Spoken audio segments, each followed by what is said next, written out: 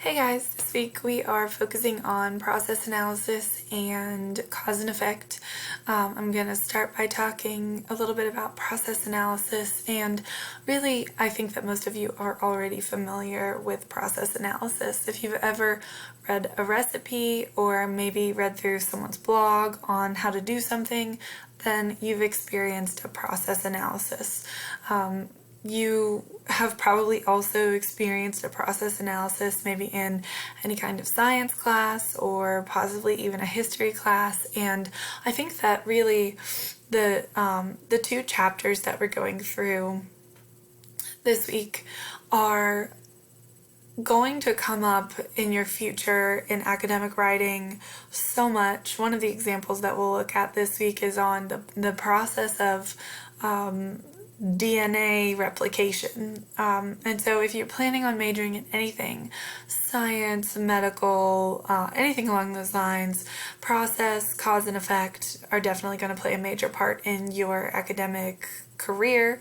If you are majoring in anything maybe like political science, history, government, maybe even like criminal justice, and I'm sure that there are plenty of other things that I just can't think of right now, then cause and effect are absolutely going to play a part. And I think that for the most part, the stuff that we're talking about here is probably review. I'm going to try and go into some additional details. So, process analysis, obviously, the most important thing and the thing that you're going to be working toward at the end of this week is to pick a topic. So there's two different ways that you can approach process writing. You can think about telling someone how to do something, and so in that case you're really kind of giving a directive process analysis, saying, first you do this, then you do that, then you do this.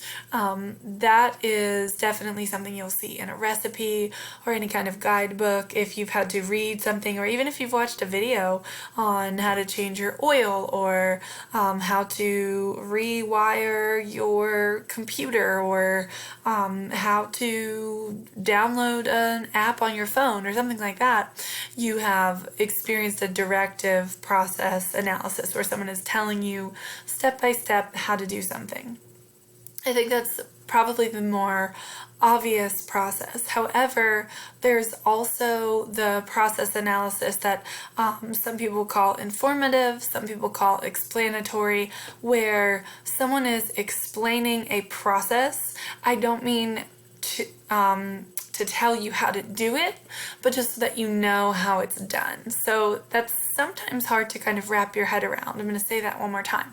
A directive process analysis is a process analysis that tells you how to do something with the goal of you replicating it yourself. How to change your water filter, how to paint a picture, how to cover a book using old newspaper, whatever. Right? The goal is that you can do it on your own.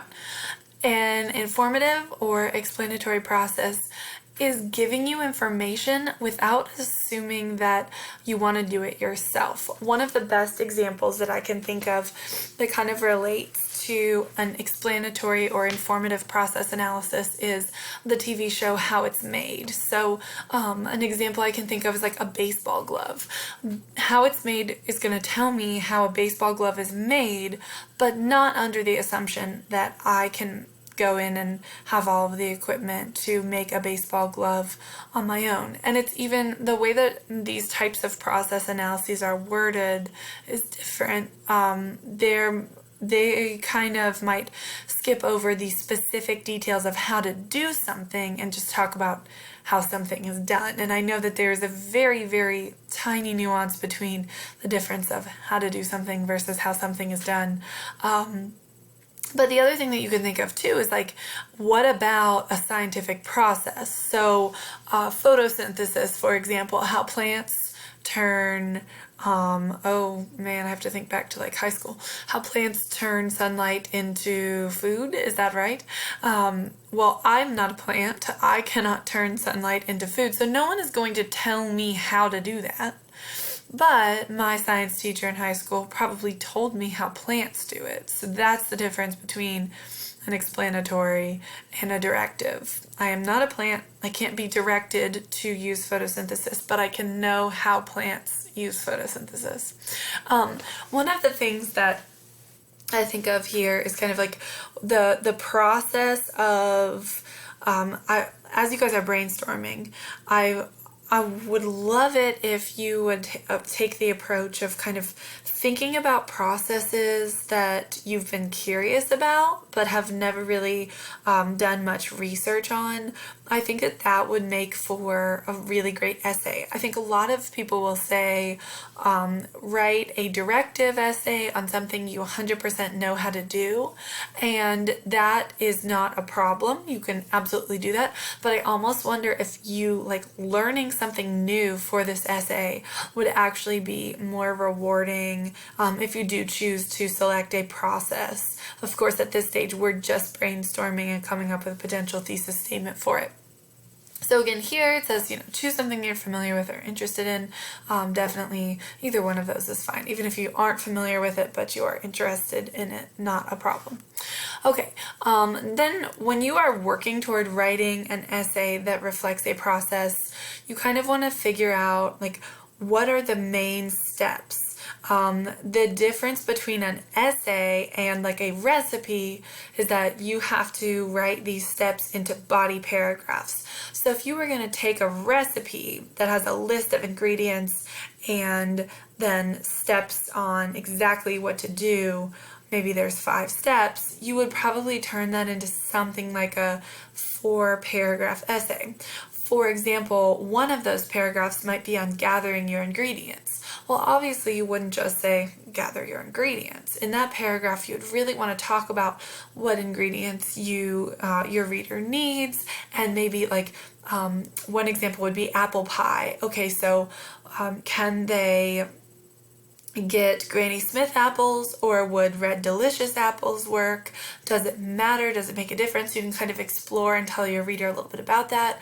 I think a lot about a lot of blogs that are coming out, probably in the past, 5 to 8 years or something, where we don't just see a recipe, but that feeling where you have to like scroll through somebody's explanation. If you are looking for a recipe, scroll through all these pictures and these paragraphs and paragraphs of kind of the author walking through that process, and then you can just get to like the short, sweet recipe at the bottom. Well, I obviously don't want the short, sweet recipe at the bottom, but I want paragraphs for explaining a process. Now remember, as you're brainstorming and coming up with ideas for this essay, eventually you will write a 4-page essay. So even in your brainstorm now, even if you're not sure you're going to select this mode of writing for your essay, pick something that you can develop into 4 pages. Okay, so I'm skipping that. In your introduction, I want to kind of give you guys like some ideas for how to organize this essay if you choose to write about it. In your introduction, you want to have a lead-in or a hook sentence, an attention grabber, a transition to your thesis statement. And what you might do here, and this is sort of your background information, is, give a reason why this process is important, especially if you're thinking more along the informative or explanatory style of this mode of writing. Then, why do people need to know how this process works? What's the significance of it? Why is it important?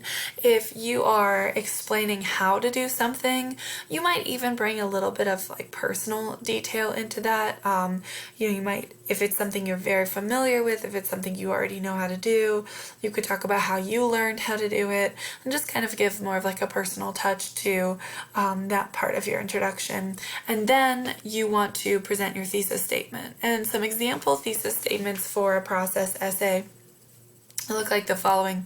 So one says, even though many people believe they are ill qualified to start and maintain a home garden, it is actually a fairly simple process. That tells your reader that you are about to relay the specifics of that process. Another example is, in order to succeed in a demanding and competitive job market, it is essential that job seekers know how to prepare for a successful interview. Of course, in which case then that suggests that your reader is about to find out how to prepare for a successful job interview. And then finally, knowing the proper steps for changing a flat tire provides safety and should be essential for all drivers. So what you'll see here in most of these thesis statements is that not only do we say the subject of our essay and suggest kind of what is to come, but also the importance of it. For example, knowing the proper steps for changing a flat tire provides safety and should be essential for all drivers. So there's sort of like this push on why it is important to know the information that I'm about to tell you kind of statement there. These slides, and I'm going to link this in our FYI section for this week, but these slides just kind of work through the body paragraphs. And essentially, again, you're taking it step by step. Remember before, in our basic structure of an essay, I talked about how each body paragraph should have a focus. In this case, you want to figure out how you're going to focus the steps within your process. So what are, what I would probably do if I was going to kind of outline my body paragraphs is I would write down like a detailed section of every single step that my reader needed to take or needed to know about, and then I would figure out how I could like lump those into chunks. Or if they're already pretty broad, then I would just kind of find details to elaborate on each one of those steps. In the conclusion, you can show the result of the process. So obviously, and this is going to get into what we're about to talk about, which is cause and effect. If a process happens, what is the result? What is the effect of that process? Restate your thesis statement, remember, in a new way. Just kind of like give that so what point. Because your thesis statement includes that so what, why this is important, restating your thesis statement first and then kind of elaborating on the importance of this process is probably what I would say the best way to go here. So this is just a quick rundown of kind of the content that you're going to find in your chapter for the week on process analysis. Now let's get into cause and effect.